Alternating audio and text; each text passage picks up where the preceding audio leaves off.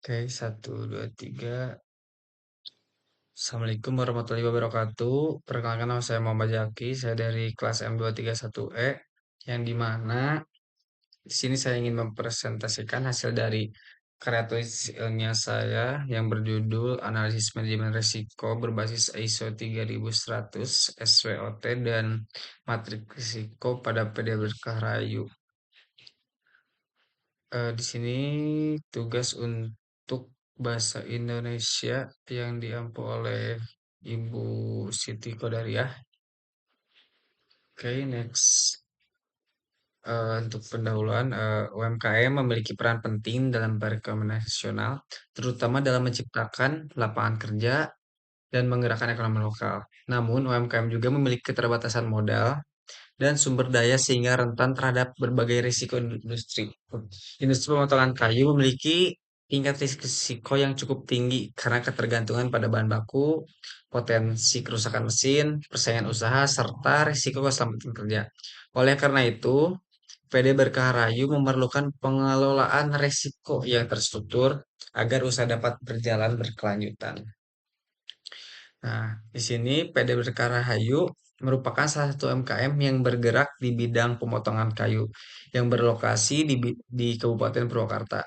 Usaha ini telah beroperasi selama beberapa tahun dan berfokus pada penyediaan berbagai jenis kayu olahan untuk kebutuhan industri dan rumah tangga. Dalam menjalankan kegiatan operasionalnya, PD Berkah Rahayu menghadapi berbagai tantangan antara lain fluktuasi harga bahan baku, keterbatasan modal, efisiensi produksi, stok bahan baku, serta persaingan dengan usaha sejenis. Namun demikian, komitmen untuk menjaga kualitas produk dan pelayanan menjadikan usaha ini tetap eksis dan berkembang di tengah persaingan pasar. Nah, jadi PD Berkarya ini berlokasi di Purwakarta yang dimana bergerak di bidang mebel. Si mebel ini contohnya seperti kayak kayu-kayu yang seperti kita sering lihat kayak dibikin kusen dan sebagainya seperti itu. Nah, untuk analisis SWOT-nya, analisis SWOT merupakan alat dasar dalam perencanaan strategis yang digunakan untuk menilai kondisi sebuah organisasi. Melalui analisis ini, organisasi dapat mengidentifikasi dan memetakan empat aspek penting, yaitu kekuatan atau strengths dan kelemahan, weakness sebagai faktor internal, serta peluang opportunities dan ancaman atau threats sebagai faktor eksternal. Pendekatan yang terstruktur ini memungkinkan organisasi menyusun serta menerapkan strategi secara lebih tepat dan menyeluruh. Menurut Kurniasih, Rusviana Subagio, dan Nuradawati tahun 2021. Bagi PD Berkah Rahayu, analisis SWOT berperan membantu mengenali kekuatan dan peluang yang dapat dimaksimalkan, sekaligus mengidentifikasi kelemahan dan ancaman yang perlu dikelola sehingga risiko dapat ditekan dan usaha dapat terus berkembang. Nah, ISO 3100, maaf ini agak typo dalam penulisannya. ISO 3100 adalah standar internasional untuk manajemen risiko yang menyediakan prinsip dan pedoman universal. Standar ini menetapkan kerangka kerja dan proses yang jelas. Meskipun demikian, penerapannya dapat menjadi tantangan bagi UMKM tanpa perencanaan matang. Untuk mengatasi hal ini, layanan kami hadir.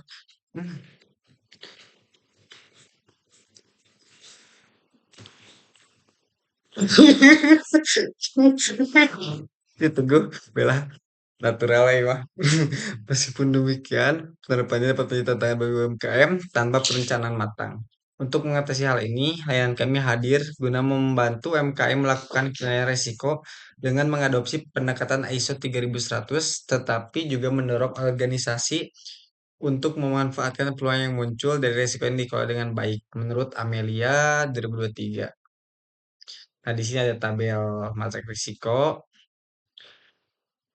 Di sini ada beberapa warna yang dimana low itu menunjukkan yang warna hijau itu menunjukkan untuk low impact-nya dan yang kuning itu medium dan yang merah untuk high.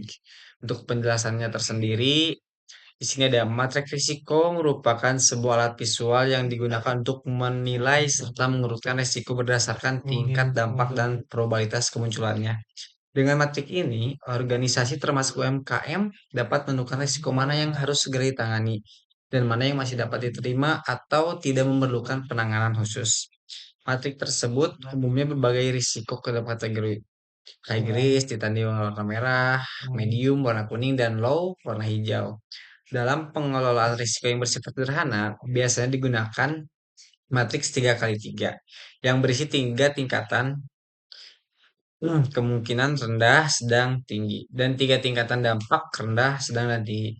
Melalui skala tersebut, organisasi dapat lebih mudah mengidentifikasi risiko yang paling krusial dan membutuhkan perhatian secara serta alokasi sumber daya yang lebih besar untuk diminimalisir sebisa mungkin. Nah, di sini untuk metode penelitian saya menerapkan metode kualitatif deskriptif yang bertujuan untuk menguraikan dan menganalisis temuan penelitian secara lebih mendalam.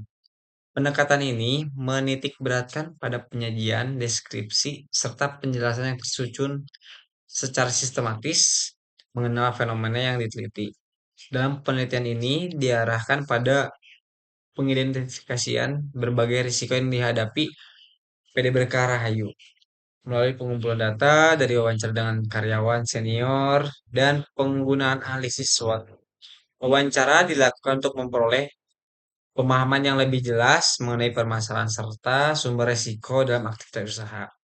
Sementara analisis SWOT digunakan untuk menilai faktor internal dan eksternal yang berpengaruh terhadap pencapaian tujuan bisnis.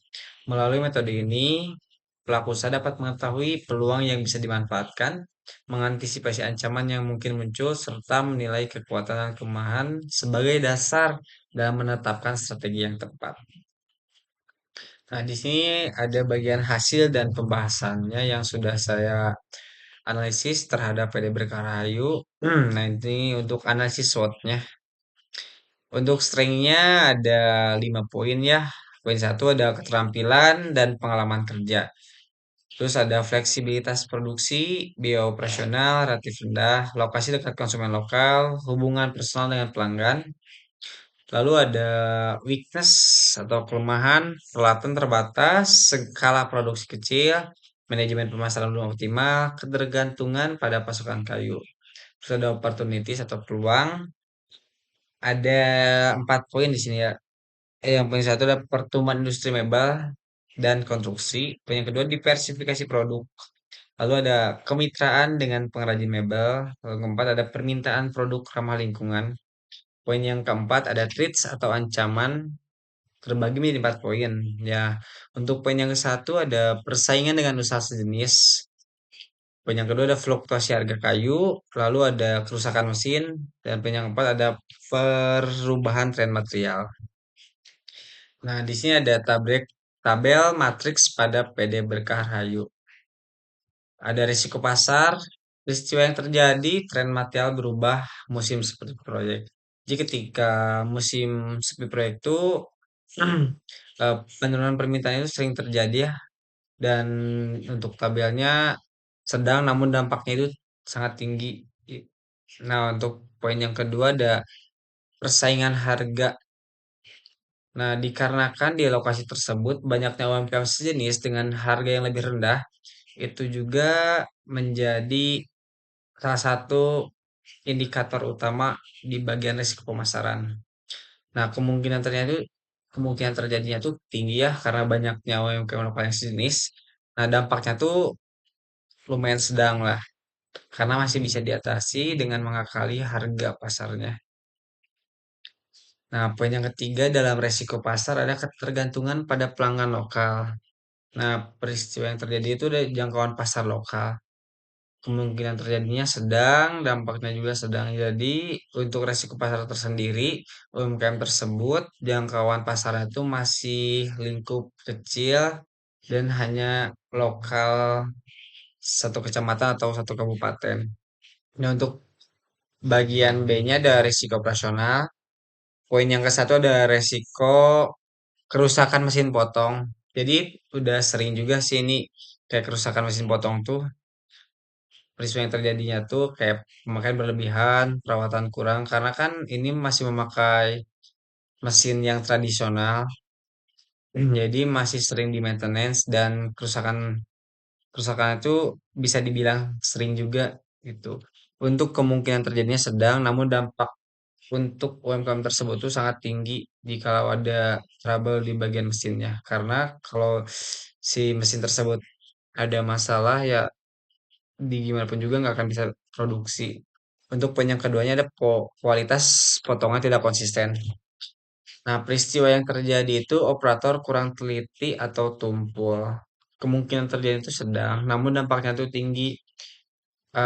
Peristiwa yang terjadinya tuh kayak si operatornya itu emang kurang teliti karena masih memakai alat tradisional serta kurangnya, setelah lupa lagi, kurangnya pelatihan yang terus-menerus gitu. Meskipun sudah mempunyai pengalaman yang banyak dalam operator ini, cuman dampaknya tuh sangat tinggi jikalau si hasil dari potongan tersebut tidak maksimal. Lalu yang ketiga, untuk resiko operasional ada pasokan kayu terlambat. Nah, peristiwa yang terjadinya tuh transportasi transportasi pemasok, cuaca, lalu stok habis. Nah, kemungkinan terjadinya tuh yaitu sedang, dampaknya juga sedang karena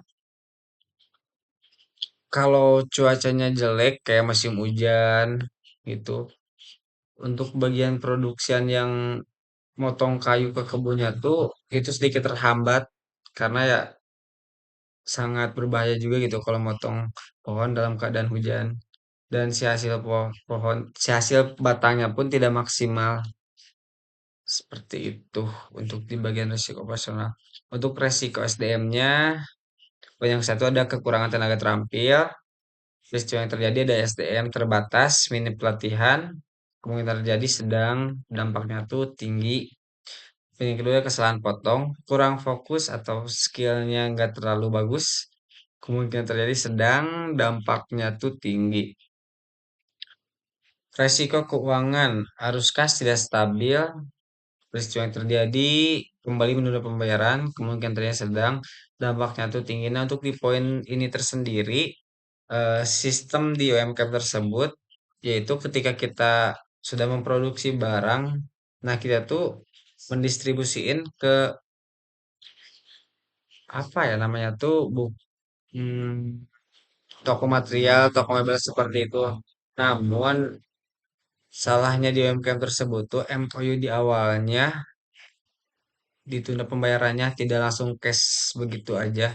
Dan di situ dampaknya tuh sangat tinggi karena menghambat operasional dan arus kas di UMKM tersebut. Nah, di sini ada poin yang kedua yaitu biaya operasional meningkat. Harga bahan bakar naik. Nah, kan di sini tuh untuk si mesinnya tuh masih memakai alat tradisional yang dimana menggunakan bahan bakar solar. Yang dimana bahan bakar solar itu masih fluktuatif, harganya tuh kadang naik, kadang turun, dan itu sangat berpengaruh untuk pendapatan UMKM tersebut. Kemungkinan terjadinya itu sedang dan dampaknya juga sedang gitu. Karena tidak terlalu begitu sering juga gitu kasih bahan bakarnya tuh naiknya. Untuk resiko hukum di sini ada dua poin. Poin yang ke satu ada izin usaha atau operasional tidak diperbarui.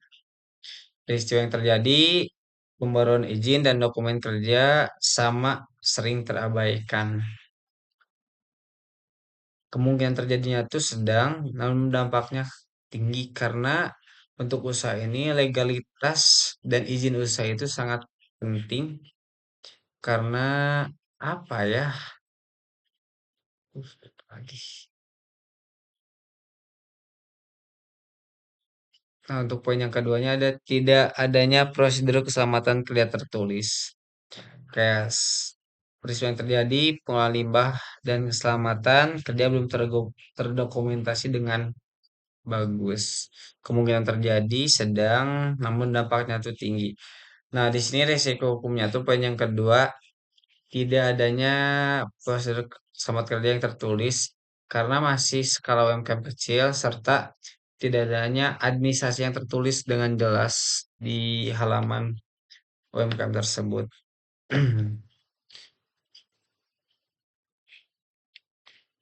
Nah, di sini ada beberapa tabel risiko pasar. Peristiwanya penurunan permintaan karena tren material berbatu mesin proyek Supi, persaingan harga dari banyak UMKM sejenis, tergantungan pada pelanggan lokal, lalu ini tingkat risikonya, penanganan risiko, lalu dari risiko operasional, kerusakan mesin potong, tingkat risikonya tinggi, penanganan risikonya, maintenance berkala, cek komponen setiap minggu, sediakan cadangan pisau dan suku cadang alokasikan dan perawatan. Seperti itu. Ini hasil dari analisis saya terhadap UMKM PD Berkarahayu. Lalu ada risiko SDM-nya serta risiko keuangannya. Seperti ini. Hmm. Nah, untuk kesimpulan tersendiri, hasil penelitian menunjukkan bahwa PD Berkarahayu menghadapi berbagai risiko yang berasal dari aspek pasar, operasional, sumber daya manusia, dan keuangan, serta risiko hukum. Resiko pasar terlihat melalui perubahan permintaan persaingan dengan usaha serupa, ketergantungan pada pelanggan lokal, serta pergeseran tren material dan harga kayu. Pada sisi operasional, sumber risiko meliputi kerusakan mesin, hasil potongan yang tidak stabil, keterlambatan bahan baku, gangguan pasokan listrik, serta kendala terkait lokasi usaha. Risiko SDM berkaitan dengan kurangnya tenaga kerja berpengalaman, minimnya pelatihan, serta potensi kesalahan kerja.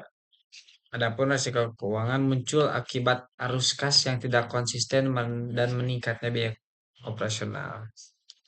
Mungkin sekian saja hasil presentasi dari saya, Muhammad Zaki. Kurangnya mohon dimaafkan, lebihnya semoga bermanfaat. Assalamualaikum warahmatullahi wabarakatuh.